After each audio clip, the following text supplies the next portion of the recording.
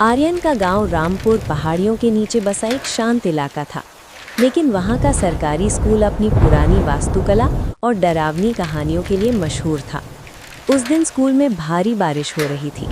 छुट्टी की घंटी बजते ही आर्यन जल्दीबाजी में अपनी साइकिल की ओर भागा, लेकिन आधे रास्ते घर पहुंचकर उसे एहसास हुआ कि उसका बस्ता, जिसमें कल के बोर्ड एग्जाम का रोल नंबर और ज़रूरी नोट्स थे, वो क्लास की आखिरी बेंच पर ही छूट गया है। रात के 11:30 बज चुके थे। बिजली कड़क रही थी। आर्यन जानता था कि अगर सुबह बस्ता नहीं मिला तो उसका साल बर्बाद हो जाएगा।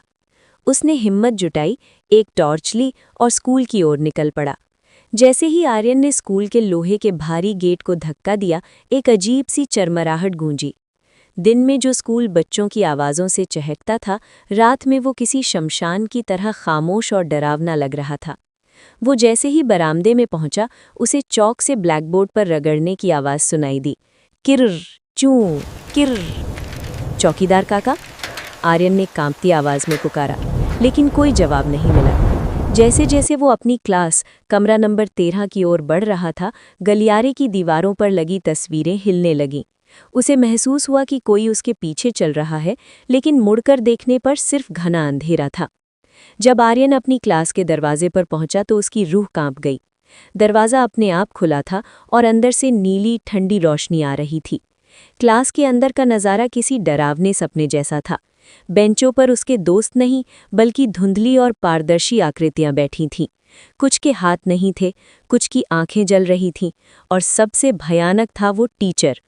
सामने खड़ा मास्टर जी एक लंबा आदमी था, जिसने बहुत पुराना और मैला कोट पहना था, लेकिन उसकी गर्दन के ऊपर सिर नहीं था।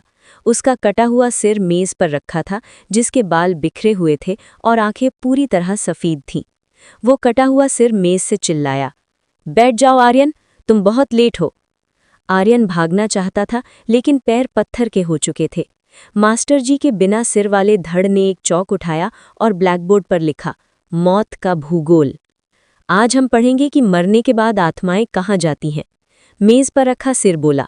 आर्यन ने देखा कि क्लास के सभी भूतिया बच्चे एक साथ अपनी गर्दनें मोड़कर उसे देखने लगे।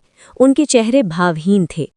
मास्टर जी ने एक पुराने नक्शे पर हाथ रखा और कहा, इस स्कूल के नीचे एक पुरानी कब्रगाह थी।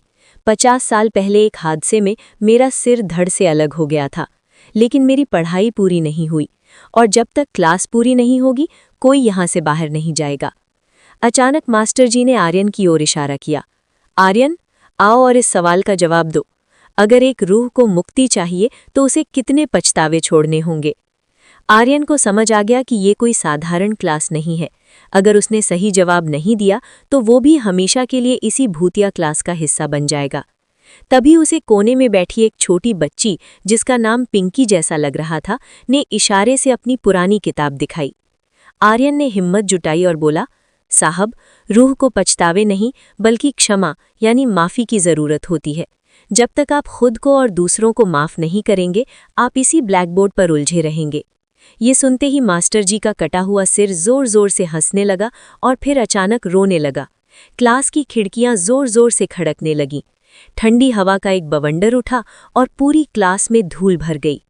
आर्यन ने अपनी आंखें बंद कर लीं और ज़ोर ज़ोर से भगवान का नाम लेने लगा। जब उसने आंखें खोलीं तो सूरज की पहली किरण खिड़की से अंदर आ रही थी। न वहाँ मास्टर जी थे, न वो भूतिया बच्चे। क्लास बिल्कुल वैसी ही थी जैसी दिन में होती है। आर्यन का बस्ता उसी आखिरी बेंच पर रखा था। उसने तुरंत बस्ता उठाया और पीछे मुड़कर नहीं देखा। आर्यन उस दिन के बाद फिर कभी रात में स्कूल नहीं गया, लेकिन आज भी जब कभी रात के 12 बजते हैं, गांव वालों को स्कूल की ओर से चौक चलने की आवाज़ सुनाई देती है। लोग कहते हैं कि मास्टर जी आज भी अपनी अधूरी शिक्षा पूरी करने के लिए किसी नए छात्र का इंतज़ार कर रहे हैं।